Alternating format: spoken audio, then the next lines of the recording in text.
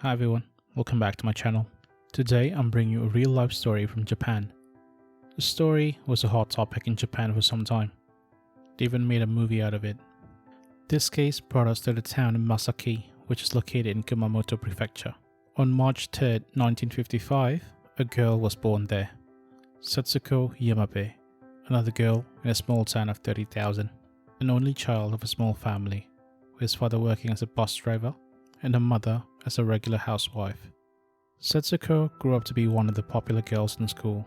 From her young age, she knew she could use the people around her. If she did any wrongdoing, she could shed a tear and all would be forgiven.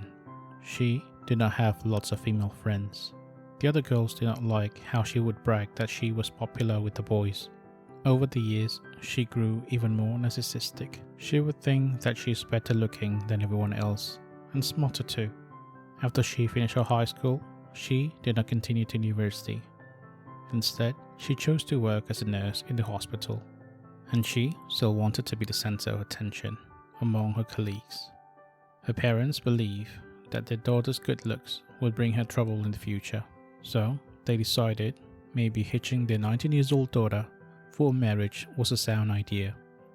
Setsuko agreed, and soon enough, her parents arranged for her to meet with a guy who works in the local factory. They met a couple times and finally agreed to tie the knot.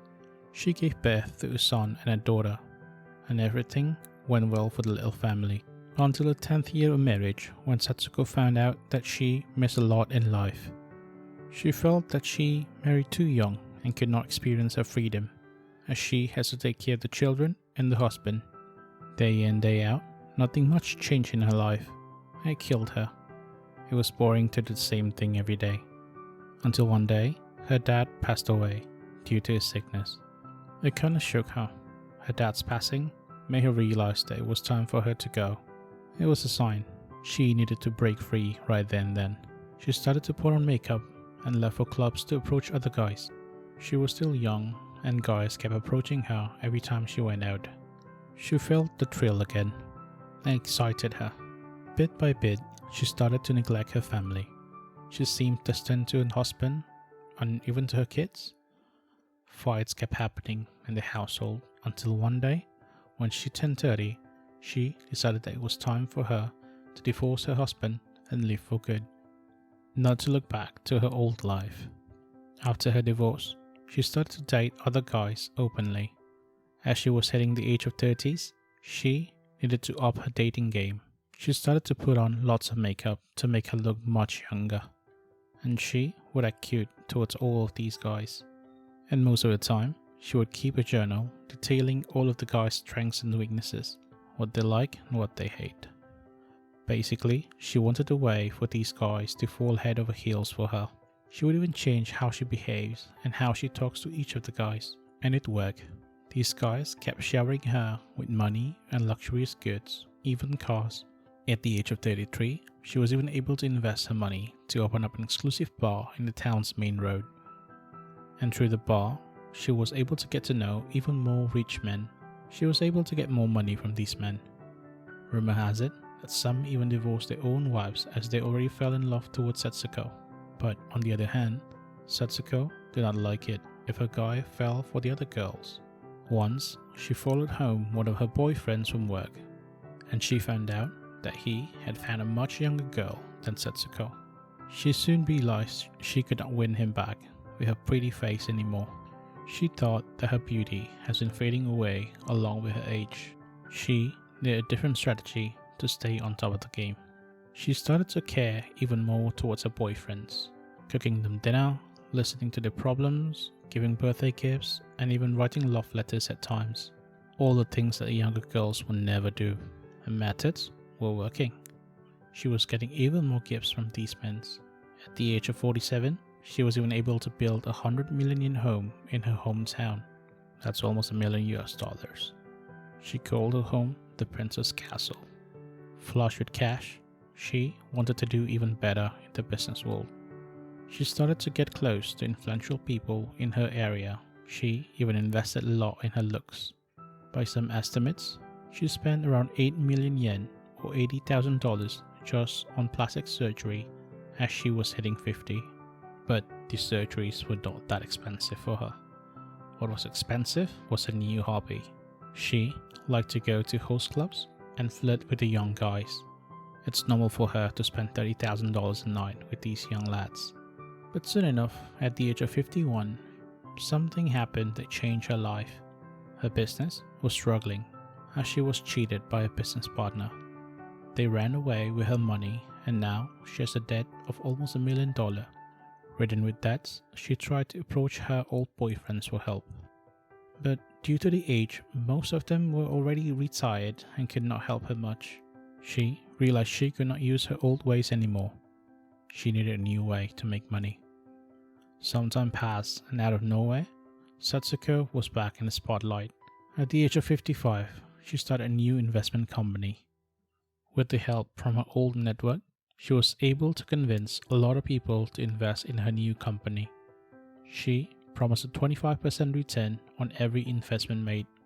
And true enough, she has made herself her own little Ponzi scheme company. A Ponzi, or pyramid scheme company, is a scheme whereby the main source of income of the company comes from the new money invested by new members. So there's no real money being invested by Setsuko at all. She was using her influence and friends in the right network to be able to gather more and more new members to cover her promised 25% return. By 2011, she was even telling people that she was appointed as the investment manager for Sharp and Toshiba, two of Japan's massive companies. With her top-notch acting, during those 2 years, she was able to gather 2.7 billion yen or $27 million worth of fund. Now, with the money rolling in once again, she started to splurge and travel all over again. By 2015, she was seen traveling a lot of times to the Philippines. There, she found a new boy toy. A 32-year-old good-looking man. She adored him so much and pampered him with gifts every now and then, but with a strict clause that he wouldn't cheat on her. This was written in a contract. If he was good, she would pay her $20,000 a month, but if he cheated, by contract he would need to pay her back all of her money. Setsuko needs loyalty from her lovers, but on the other hand, she was free to have as much boy toy as she wanted. Even in Japan, she had another boyfriend that she paid for. But a few years had gone by, and she started to find some difficulties in getting new members. She was struggling to pay the 25% return she had promised before. After a while, a lot of investors came by to demand their money back, and soon enough, by mid-2015, she was reported to the police. Panicked, she tried to run away. She flew to Thailand and stayed in the small town of Ubon Ratchathani, 6.5 hours away from Bangkok. She changed her name to Erica, and she claimed that she was just 38. Not too long after, she met with a local Thai guy, a 31-year-old man, and his athletic body stirred Setsuko once again. She pampered her new boy toy, made him a brand new house, paid his debt, even invested in his dairy farm business. He knew that she was not 38, but he did not care. His life was improved because of her, and true enough, they got married soon after. But in Japan, her company was getting all the limelight. Her Ponzi company was the talk of the town. She was dubbed as the Ponzi Queen. Her Ponzi even made the record as one of the biggest Ponzi made an individual person in Japan. Lots of people lost their entire life savings. There was even a report of one of the investors taking his own life. By early 2017, the Japanese police issued an arrest warrant for her, and after finding out that she had flown to Thailand, the Japanese police made an arrangement with local police to catch and extradite her back to Japan. By 30th of March, she was apprehended by the local police, and she was promptly extradited on 18th of April. After several trials, by April 2018, the Japanese court finally gave her a 7-year sentence. But Setsuko, being herself, she never stops contacting her newest husband back in Thailand.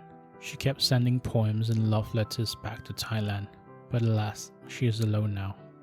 No one else to help her, not her older boyfriends or even her own children. That's it for this week's story. Thanks for watching. Cheers.